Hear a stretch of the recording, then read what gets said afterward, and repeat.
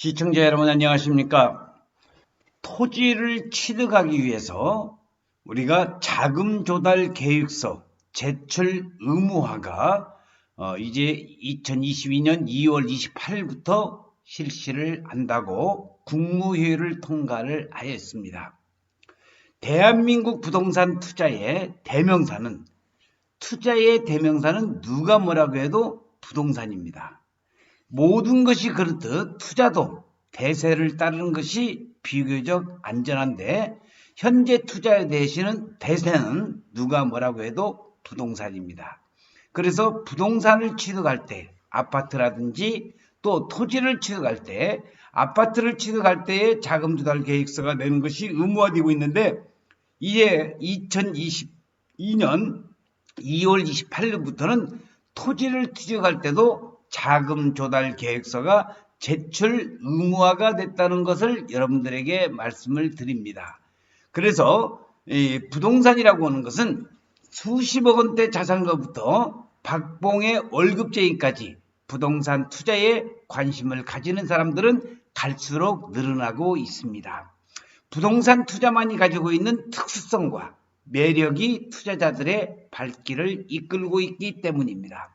특히 앞날을 예측할 수 없는 평범한 소시민들 사이에서 불고 있는 부동산 투자 열풍은 날로 거세어지고 있는데 보통의 직장인들이 경제적 안정을 찾는 시간은 짧지 않습니다. 한 달 들어오는 월급은 생활하기도 빠듯해서 노후 대비를 하는 것은 꿈도 못 꿀 일이기도 합니다. 이런 상황에서 국민들은 가장 안전하고 실속 있는 노후 대비책으로 부동산 투자를 꼽고 있습니다.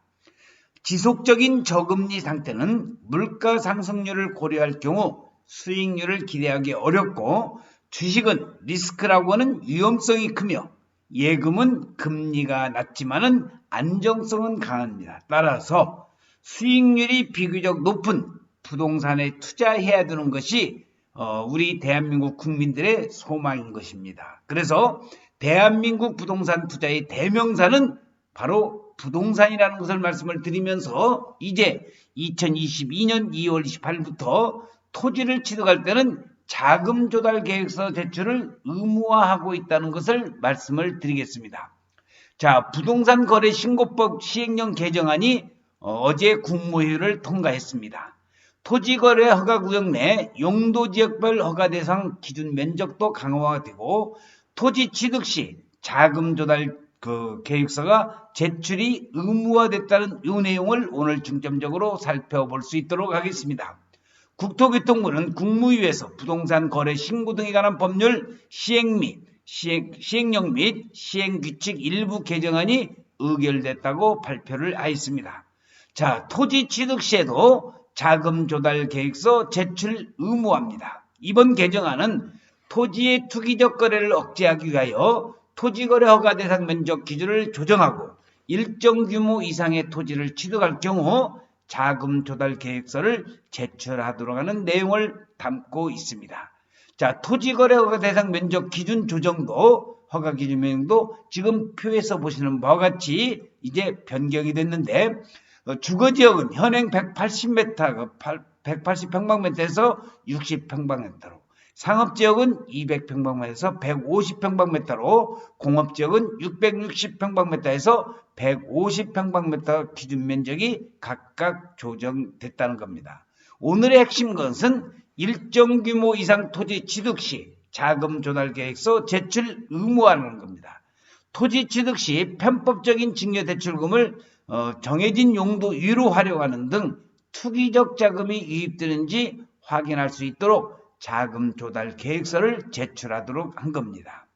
현재 일정한 주택거래의 경우 자금 조달 계획서를 제출하고 있는데 자, 이제 자금 조달 계획서가 토지를 취득할 때도 제출 의무화 된다는 것을 여러분들이 알고 계시면 되겠습니다. 수도권, 광역시, 세종시의 경우 기획부동산 피해 등을 최소화하기 위해서 지분 거래를 하는 경우에는 금액과 무관하게 자금 조달 계획서를 제출하도록 하고 지분 거래가 아닌 경우에는 1억 원 이상의 토지를 취득하는 경우에 하나여 자금 조달 계획서를 제출하도록 합니다.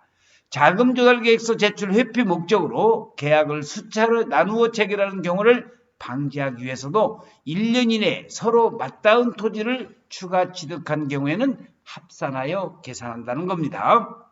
그 이외에 기타 지역은 상대적으로 개발 호재에 편승한 투기성 자금 유입 우려가 낮아서 6억 원 이상의 토지를 취득하는 경우에만 자금 조달 계획서를 제출하도록 하는데 김영선 박사의 부동산 연구소와 OK 부동산에서는 수도권에 있는 용인과 안성에 해당이 되기 때문에 1억 원 이상의 우리가 토지를 취득하기 위해서는 자금 조달 계획서를 제출해야 한다는 거 잊지 말아 주시기 바랍니다. 이번에 시행되는 시행령, 시행규칙 개정안은 시행일 이후에 법제처, 국가법령정보센터에서 확인할 수 있습니다. 자, 토지거래 허가와 마찬가지로 이제 토지 취득할 때 토지 자금 조달 계획서의 Q&A를 국토부 자료를 중심으로 해서 한번 알아볼 수 있도록 하겠습니다. 근본 신설된 토지 자금 조달 계획서의 제출 대상은 어떻게 됩니까? 2022년 2월 28일 이후 토지거래 계약을 체결하는 경우에 해당이 되며 수도권, 광역시, 세종시의 경우 1억 원 이상 또는 지분거래로 토지거래 계약을 체결하는 경우 해당 토지거래 계약 체결 1년 이내에 서로 맞닿은 토지를 추가로 취득한 경우에도 합산한 거래 금액이 1억 원 이상이면은 자금 조달 계획서를 제출 대상이라는 겁니다. 다시 한번 말씀드려서 수도권, 광역시, 세종시의 경우는 1억 원 이상. 그러니까 수도권, 광역시, 세종시에 1억 원짜리 땅은 거의 없거든요. 그래서 거의가 이제 수도권과 광역시, 세종시에 토지를 살려고 한다면 자금 조달 계획서를 내야 된다는 거. 그 이외 기타 지역 경우 6억 원 이상의 토지 거래 계약을 체결하는 경우는 해당 토지 거래 계약 체결 1년 이내에 해당 토지 서로 맞닿은 토지를 추가로 취득한 경우 합산한 거래 금액이 6억 원 이상이면 토지 자금 조달 계획서 제출 대상입니다. 그러면은 자금 조달 계획서 제출 방법은 어떻게 되는데 부동산 소재지관을 시군구청 방문 또는 인터넷을 통해 제출이 가능하며 공인중개사를 통해서 제출하는 경우 매수인은 25일 이내에 관련 자금 조달 계획서를 공인중개사에게 제출해야 되며 기간 내 제출하지 않는 경우 매수인이 별도로 제출해야 된다는 건 알아두시고 제3자 제출 대행을 하는 경우 대리인은 관련 서류와 함께 시군구청에 제출 가능하며 이 경우에 방문 제출만 허용된다는 것 알아두시기 바랍니다. 그러면 토지자금 조달 계획서와 부동산 거래 계약 신고서를 동시에 제출해야 하는 겁니까? 라는 내용은 자금 조달 계획서를 부동산 거래 계약 신고서와 별도 제출할 수 있으나 부동산 거래 계약 신고서만 제출되고 자금 조달 계획서가 제출되지 않는 경우에는 신고 필증이 발급되지 않습니다. 신고 필증은 소유권 이전 등기 신청 시 필수 제출 서류라는 걸 알아두시고요. 부동산 거래 계약 신고서와 자금 조달 계획서 일괄 제출을 권장하는 그러한 내용으로 국토부에서 토지 자금 조달 계획서라는 내용을 발표를 하였습니다. 자, 오늘의 주제입니다. 토지 취득 시 자금 조달 계획서 제출을 의무화했다는 것이 국무회의를 통과를 해서 2022년 2월 28일부터 시행이 되면서 수도권, 광역시 그리고 세종시 같은 경우는 1억 원 이상의 토지를 취득하려고 한다면 의무적으로 토지 취득에 관련된 자금 조달 계획서를 제출하고 수도권이 아닌 지방에는 6억 원 이상이라는 것을 알아두시면 되겠습니다.